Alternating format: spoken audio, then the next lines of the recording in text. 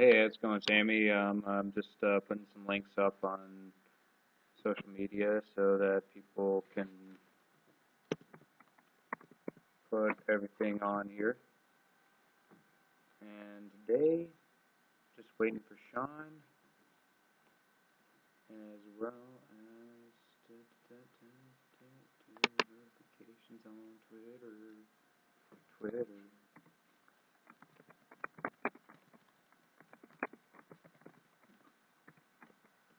Oh, shoot. All right. Anyway, how you doing today, Sammy? Like I said, we're just getting everything all taken care of right now. Just gonna message Sean saying that we're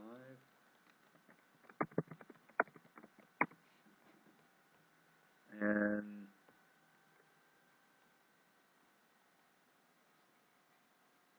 the KO Mania is indeed running wild, so we're going to be talking about KO Mania as a sense of the main event scene and how happy I am and everything that unfolded from that. So yeah, just we'll get there when Sean gets here.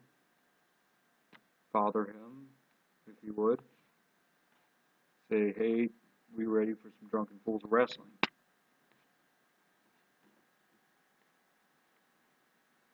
Says right now, Sean is here. I can never get this. I never get this part particularly right. Damn it. Pop right. There we are.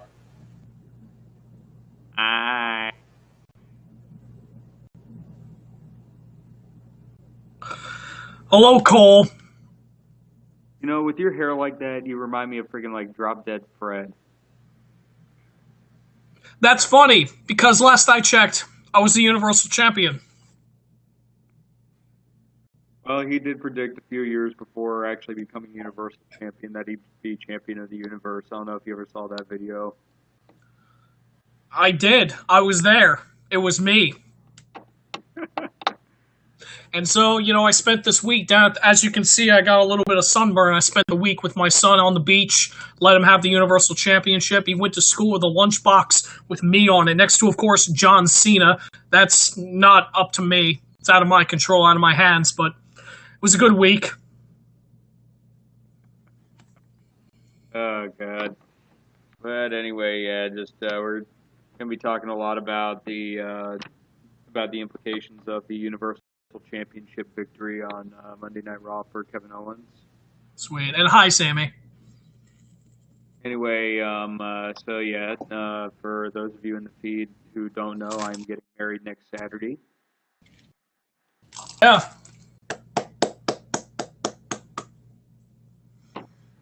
All right, now everybody. So Chuck's getting married on next Saturday. So everybody, let's have a moment of silence. Let's have a moment of silence for this poor man.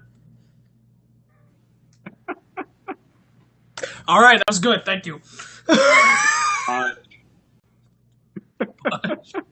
You made me do that. That reminds me of the time you made me do that. Oh, that reminds me of the time that I was getting married and I punched a man. Through a computer screen. A computer screen. Best Monday ever. Actually, that kind of would be. Like, just like, oh yeah, what'd you do today? Well, I just had, I didn't do anything. What about you? I punched someone through a computer screen. I'm sure you did. I figured out how to defy laws of physics. Guys, like that one scene from Family Guy where Peter's father-in-law punches him through the email. Yeah. Oh look, I got an email from Carter. Yeah.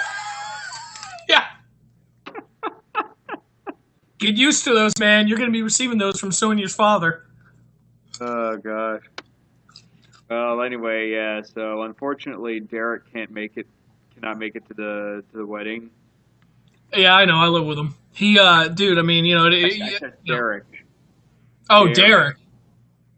Yeah, as in not Jared. Well, it sounds like the same. And to be fair to your point, he Jared has accidentally been called Derek on a couple of occasions. Yeah, I mean it sounds similar. Yeah. Okay, so Derek can't make it either, huh? No, which leads me to this. You are officially going to be the best man at the wedding. God, I feel like the fifth understudy. What are you? Was it the quarterback lineup at the University of Michigan? No, it's Spider-Man the musical.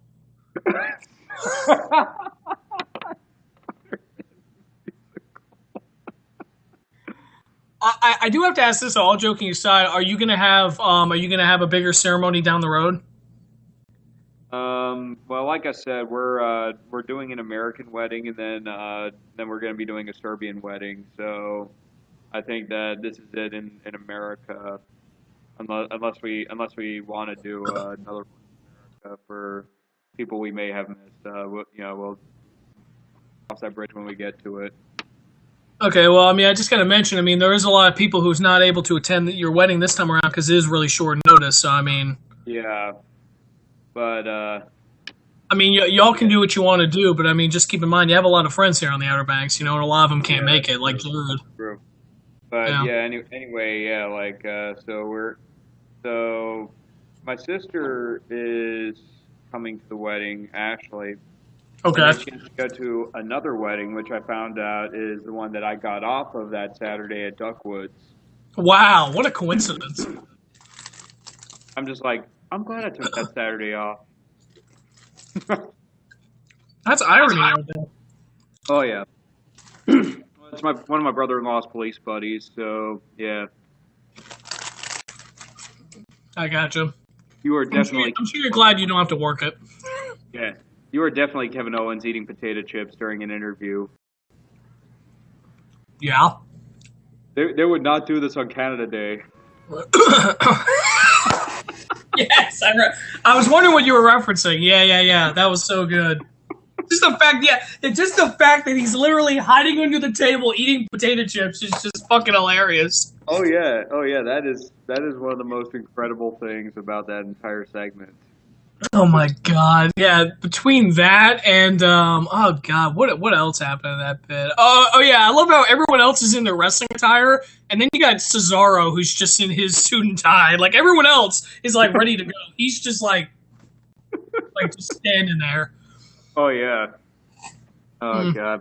But anyway, yeah. So Kevin Owens is the new Universal Champion with much help from Triple H.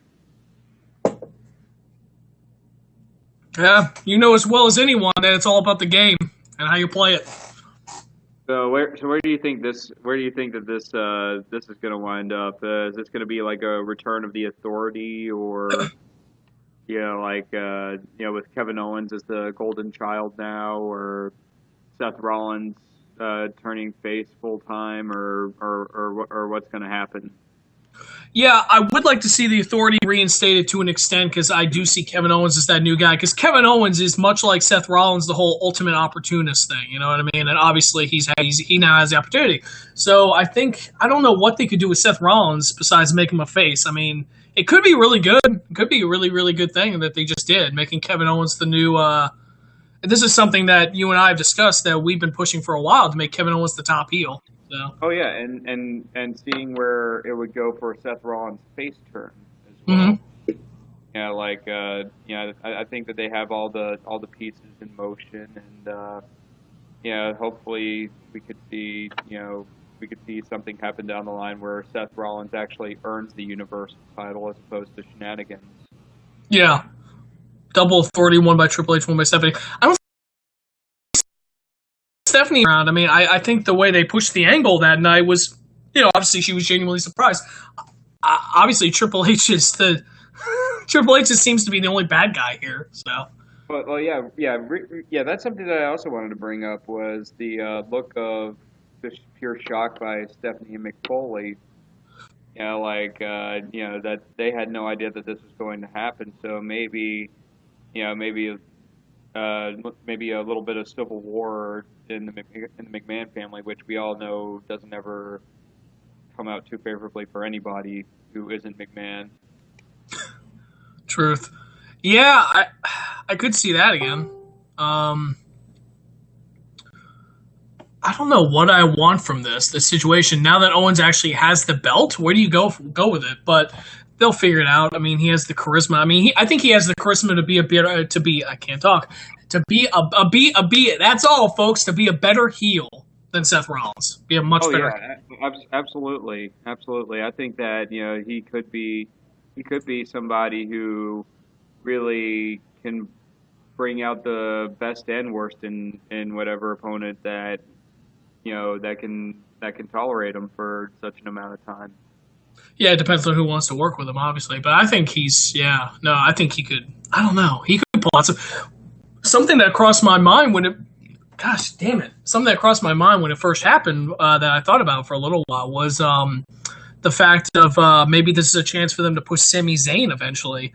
Yeah, Bring back the whole Zayn versus Owens thing. This time have Zayn challenge him for the belt. So yeah. eventually, So one thing that I'm wanted to talk about, the WWE brand extension has gone on about a month and a half now, and I wanted to give my personal analysis on the biggest winners and the biggest losers of the brand extension thus far.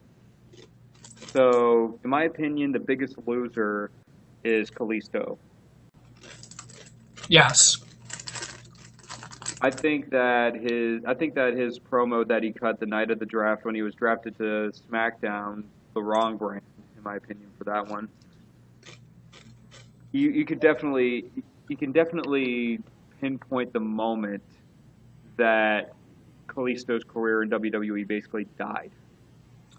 I couldn't have said it better myself. That's what I was going to say. You can see the exact moment where it destroys. Yeah, like just before he's about to put his mouth onto the microphone and everything, you could just see like a background visual of like the Hindenburg. Yeah, yeah, for sure, for sure. I mean, because this was a major concern of yours right from the get go. I remember us discussing this when the brand split happened. Your exact words. Okay, so the cruiserweight championship's gonna be in Raw, but Kalisto's in SmackDown. Huh? So yeah. Yeah, yeah, just like I mean, I could understand if they were able to build Kalisto up to at least compete for the Intercontinental Championship. They haven't even done that. No, they haven't done shit with him except for him be Baron Corbin's whipping boy. Oh yeah, because we all need that. Yeah, it's like that's great. Oh, like we haven't run an angle of the big guy picking on the little guy before. Oh yeah, I mean that's totally not Heidenreich and Michael Cole, or their eventual tag team would be called Heidenreich and Cole. Oh Jesus, that happened. No. Oh, good. Okay, good, good. Yeah, give you a moment to get that visual out of your head. It's gone. All I have to say now is Heidenreich and Cole. I don't think I'm going to be able to attend your wedding now. I'm sorry. I had a sudden case of gun to the head.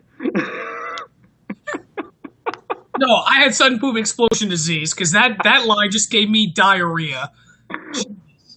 Oh, jeez. But yeah, yeah. So another big loser of the brand extension thus far, and I hate to say it, is Sami Zayn. Yeah, agreed. Yeah, just you would think, yeah, like I seriously think that they should have drafted Sami to SmackDown and Kevin Owens to Raw. Keep them on separate shows because as long as those two are in any promotion together, they got that automatic rivalry. They can just open that book up and pick up where they left off Yeah, anytime. yeah, And sure, Monday Night Raw has the bigger roster because reasons. But still, people are going to clamor for Sami Zayn to be on Kevin Owens' level and perpetually be there. But but in actuality, it's not as easy as saying, okay, well, we're going to put these two guys up and they're going to have a fight forever match all the time. right. Yeah. Because, past dictates, and you know this obviously way better than I, past dictates that you can only run up the same feud for so long. Well, yeah, And I mean, like that. That's the thing. Of course, you have two shows and three members of the Shield, but the thing is, WWE's done a great job in keeping Seth Rollins and Roman Reigns, you know, practically a whole country apart of each other booking wise. Yeah. Because because when Roman Reigns miraculously makes that turnaround, becomes the super face that everybody expects, then they can have that. Then they can pick up right where they left off.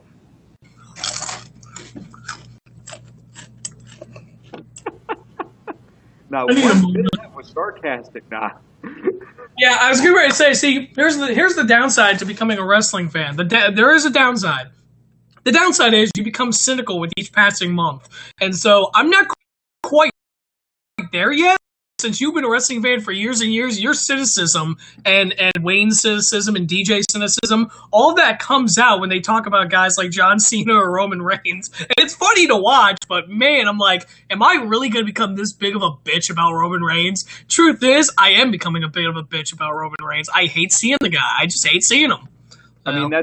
that's a fair point that you make there, Sammy. But I hope you understand my sentiments on that. You know that they've not resorted to the oh well they have history together. They were in the Shield. Let's go ahead and put them in a match for no reason whatsoever. Except they're in the Shield. Yeah. Derp-a-derp-a-derp-a-derp. Or in the words of me, abba dabba dabba dabba dabba. I hate Pokemon Go. Anyway, Delete. delete. By the way, that's the intro to Bad Campaign. It was you deleting footage from your camera, so it's you going, well, I'm going to be like Matt Hardy and delete. Anyway. Oh man, more on Matt Hardy in a bit, but yeah, I have to say, aside from Sami Zayn and Kalisto, who do you think are some of the bigger losers of the draft this year? Another name I think we all hate to say, but Cesaro. I think Cesaro, Cesaro could yeah. have been.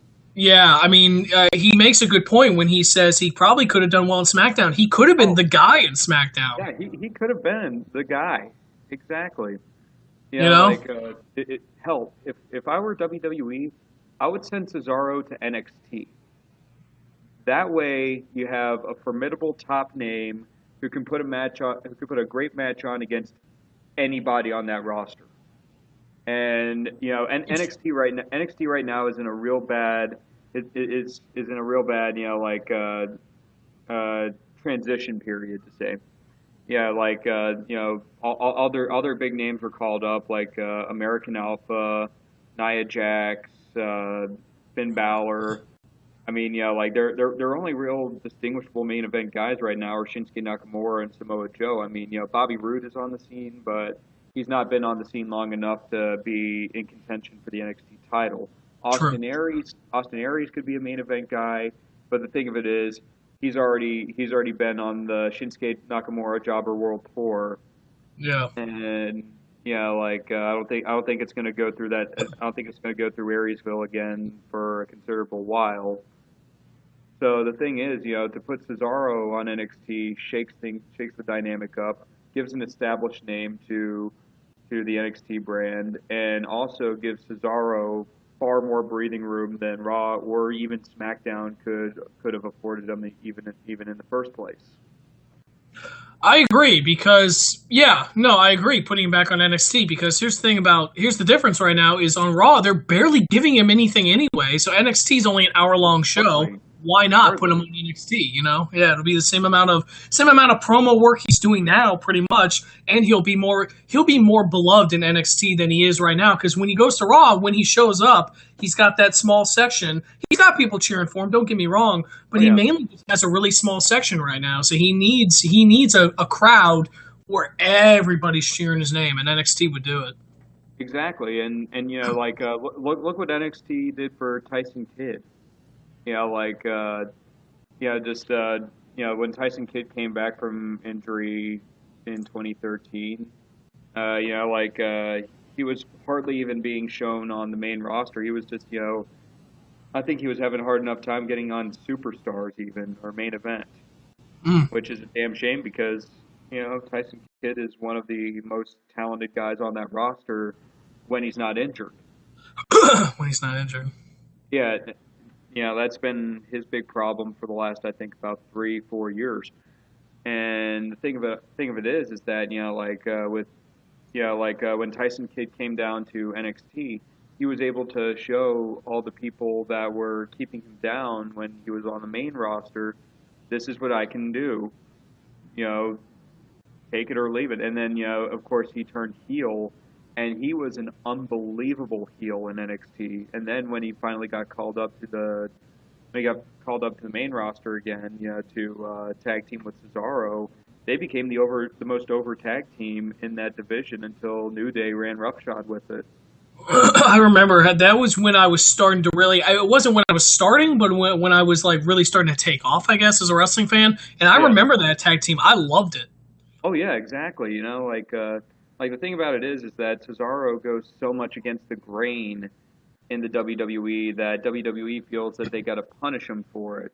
And that's no way that you like when he was a heel tag teaming in the Real Americans tag team, he was actually openly discouraged to use the Cesaro swing because people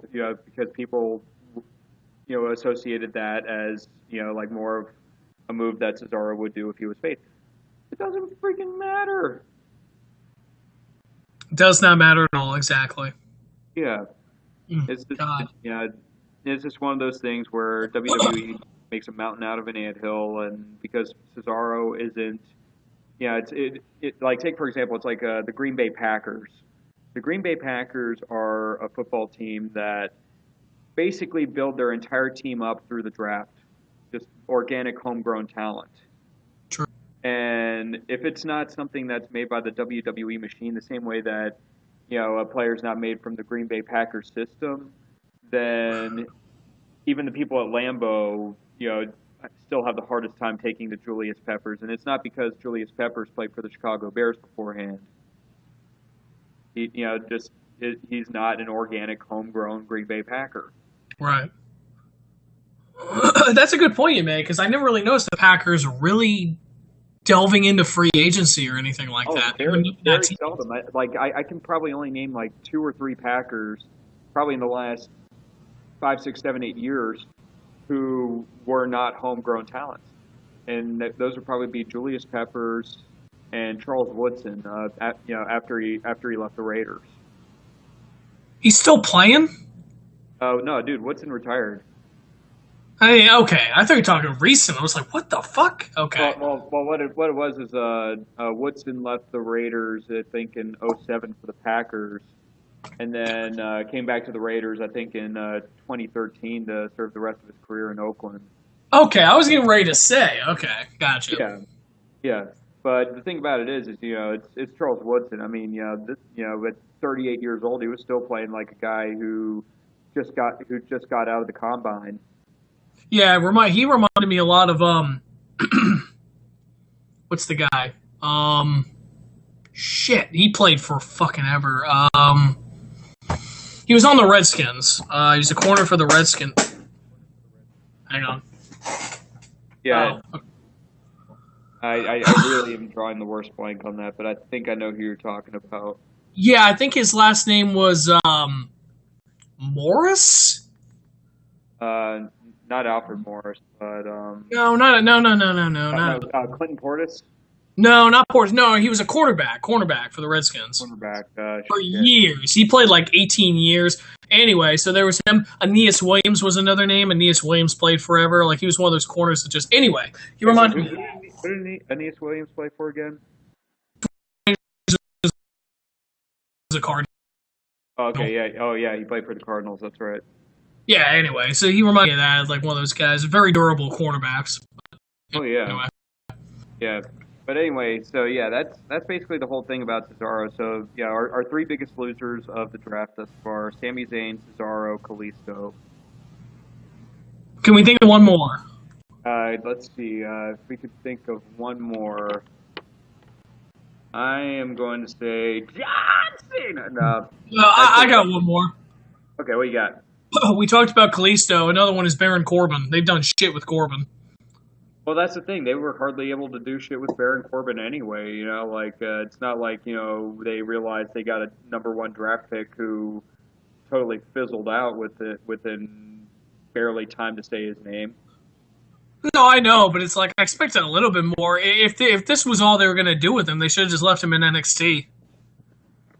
Yeah, I mean, yeah, yeah. I, the thing is, I was extremely doubtful about the whole thing of putting him on the main roster even. Right. Like yeah, I mean, I like the character, but the thing is, there's really not anything that immediately benefits him or anything. Like he's just a big hulking tall dude who is supposed to be scary and everything, and that's it. Yeah, I know, I know. He doesn't have much of a character, but I mean, I think one of the things that really screwed him was calling him the Lone Wolf because they should have paired him with Bray Wyatt. What, just kind of make him a new enforcer for Bray Wyatt. That's what I think they should do. But the fact that they bill him as the Lone Wolf kind of makes it difficult. That's true. That is very true. All Uh, right, so yeah, Baron Corbin, Cesaro, Sami Zayn, and Kalisto. Kalisto, the biggest losers of the draft. Okay, now the winners. All right, the biggest winners of the draft. I say the biggest winner of the draft is the one who didn't even get drafted at all, Heath Slater. Yes, I am in. I am with you on this one. Yeah, like the thing about it is that Heath Slater's career was going nowhere with the Social Outcasts, and they took you know they took something that could have been the biggest knock on somebody and turned it into one of the most entertaining angles that WWE has had in 2016. Agreed. Heath Slater is like he's like the second New Day, taking complete nothing and turning it into gold. Oh yeah, forgetting how many kids he actually has, making making payments on an above ground pool. Yeah, did you see that trailer segment? Yes. Yeah. Oh my Making god. Rhino his tag team partner. Yeah, Heath Slater just doing the interview while Rhino is just eating crackers and spray cheese. I tell you what, that bit, the line when his wife brought out the crackers and cheese whiz, the line, it's like I'm married to the Martha Stewart of West Virginia, that put me on the ground in tears. I was dying laughing at that. Oh I my was god. crying. Yeah. Oh my Yeah. god. I think it's a bit premature for the 2016 Drunken Fools of Wrestling and the Euro Awards, but I think that Heath Slater probably won Best Gimmick with the free agent. Agreed. Agreed. Especially the fact that they team him with fucking Rhino, and then their first match is against the Headbangers. Yeah, we're basically all it is just Heath Slater playing fucking Ricky Morton through the match, and then or Robert Gibson through the match. Sorry, only for Rhino to drag him in to just be Ricky or just to be Robert Gibson for like 12 for like 20 or Ricky Morton to be for like 20 seconds. Oh yeah, it's beautiful. The chemistry is beautiful so far. Oh Just yeah, everything they've done it all right with them. So yeah, and the thing about it is, when I saw that the Headbangers were going to make their return to a WWE ring, I had my doubts. But the thing of it is that they look as good as they ever did. I Like like. yeah, just about the Headbangers, 16 years away from the WWE, and they still look really good. They can still go in the ring like there are a couple of younger guys when they were in the '90s. Were they really a big name? Well, I mean, they were kind of like mid card tag team. Okay. Yeah, just like yeah, just the thing about it is that they were never meant to set the world on fire or anything like that. But the thing is that Mosh was eventually repackaged, unfortunately, as Beaver Cleavage, if you remember that. That's him. That is him. Oh my god. You're looking this up now, are you? Oh my yeah. I, did I ever tell you about Beaver Cleavage? No, you didn't have to. What Culture Wrestling introduced me to him? I'm sorry either way. That's him. Oh no! Beaver Yep. Cleavage was just on SmackDown. Yep. Oh, he was my favorite in that match.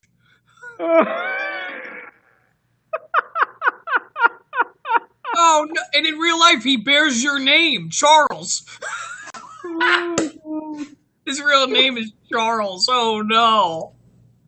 Oh man. No, Sammy, I didn't know Beaver Cleavage and Mosh were the same person. I guess I should have assumed that because they were never in the same room together. Oh, that's so horrifying. That is so horrifying. uh. Oh god, this makes it worse. The woman who played his mother died. Oh, real? Yeah, that just Let makes me it see. sadder. I guess she Oh died over yeah. 10 years ago. Oh yeah. Oh, yeah. Okay. I just found it. Yeah. She breast cancer. That's unfortunate. That is not funny at all. But think about it: Beaver Cleavage and his mother died of breast cancer. Oh, that's life not is funny. life is fucking hilarious that way sometimes. No, it's not. That's horrifying. Well, I mean, when you stop and actually think about what you're saying, I I, know. I mean, I know it's unfortunate. May she rest in peace. Yeah, But yeah, like,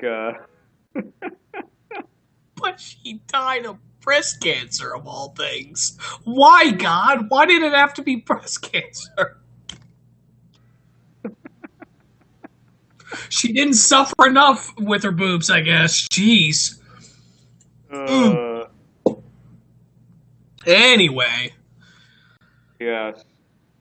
what would you this week on Drunken Fools of Wrestling? Name diseases.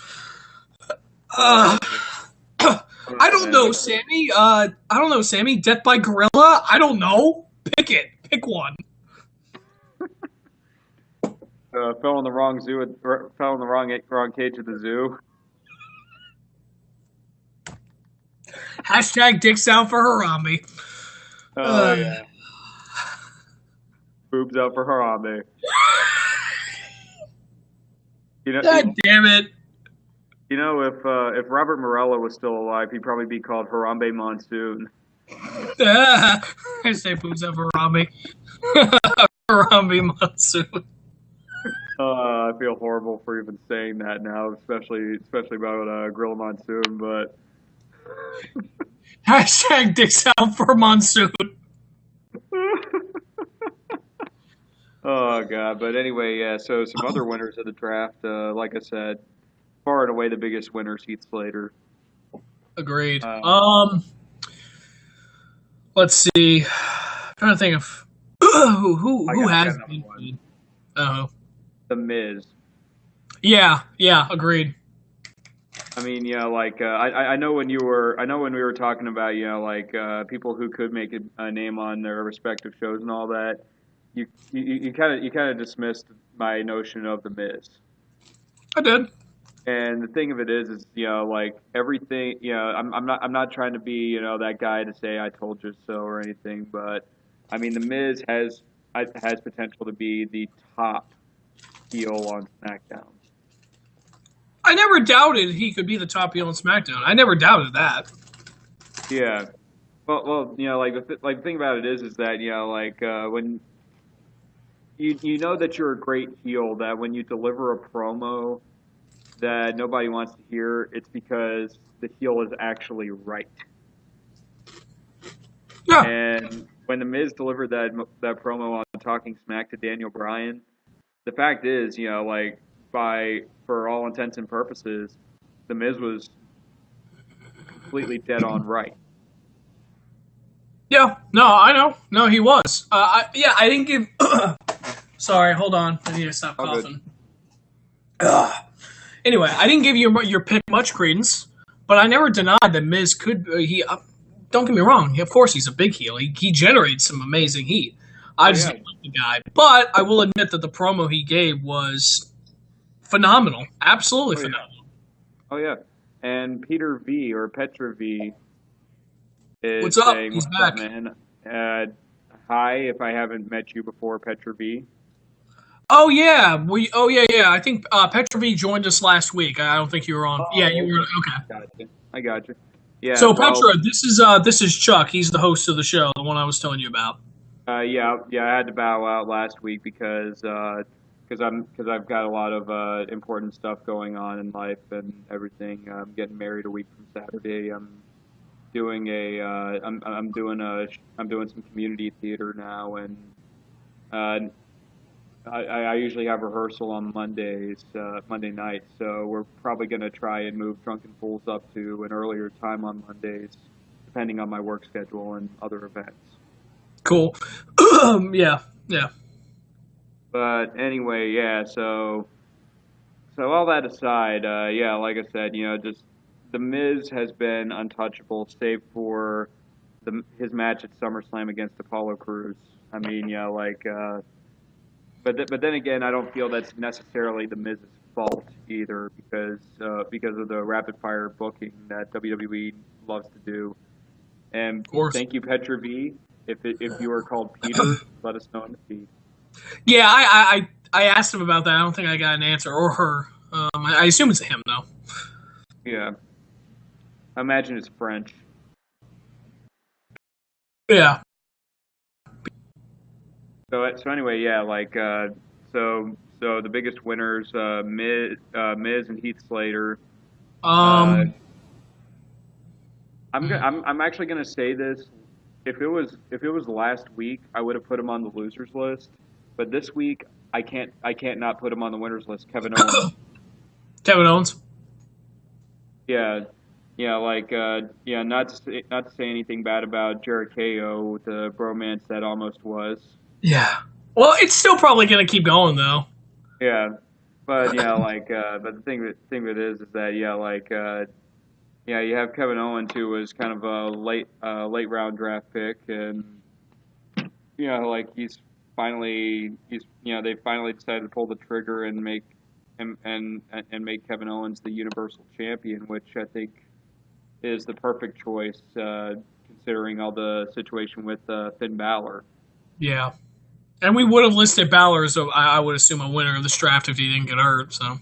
Yeah, I would definitely say so, but out of respect to Finn Balor, I'm not going to put him in the losers column or mention him in the winners column because Yeah. he could be, in light of the injury. Yeah. But yeah, Beaver Cleavage is a winner in the draft. He only had one match. Give Moss some time. Anyway. I know I'm bullshitting. I know. Hashtag give Mosh a chance. No. Here, let me list a winner. Let's see. I know who I want to say, but yes Go and ahead no. and say it. No. I'm not gonna say. I'm not gonna say it. Um. Actually, yeah, I'll say it. Sammy mentioned it just a little while ago. AJ Styles. Yeah. Yeah, I have to agree because the whole time when I saw that AJ Styles and John Cena were going to be on the same show, at first I was just like, well, okay, well we can, this could go one of two ways. But the fact that they've actually pulled the trigger on AJ Styles beating John Cena cleanly in what I think is a match of the year candidate, I think really solidifies AJ Styles as another contender for the top heel on SmackDown, and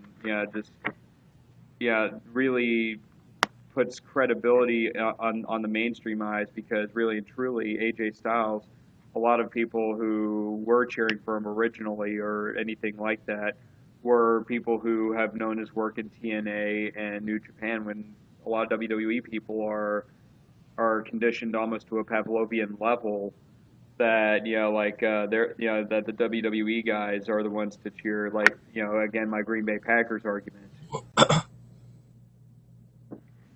Yeah, I was getting ready to say, going back to that Packers analogy, were you really were you genuinely surprised when WWE actually pulled the trigger on a non WWE guy? Well, that's the thing. They've been doing that a lot since after the draft, and just about everybody is coming out for the better for that. Like it'll give it gives AJ Styles a bit more credibility and a bigger rub going into Backlash this Sunday. When he takes on when he takes on Dean Ambrose for the WWE Championship. Yeah. Win or lose, AJ Styles is Yeah, they've done He's it. there. Yeah, they've done it. And I compared to Schroeder. Schrodinger is another really good analogy there, Sammy. Nice one. Yeah, yeah. Anytime either myself or Sean is not on this podcast, then you are more than welcome to be the player too. So yeah. I invited him last week, but he doesn't have a webcam. So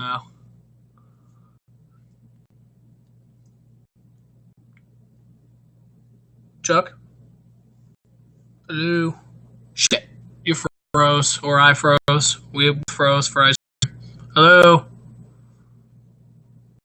When's his main laptop does have a webcam? Okay. Chuck, can you hear me? Hello. Shit. Stupid freezing thing. Hang on.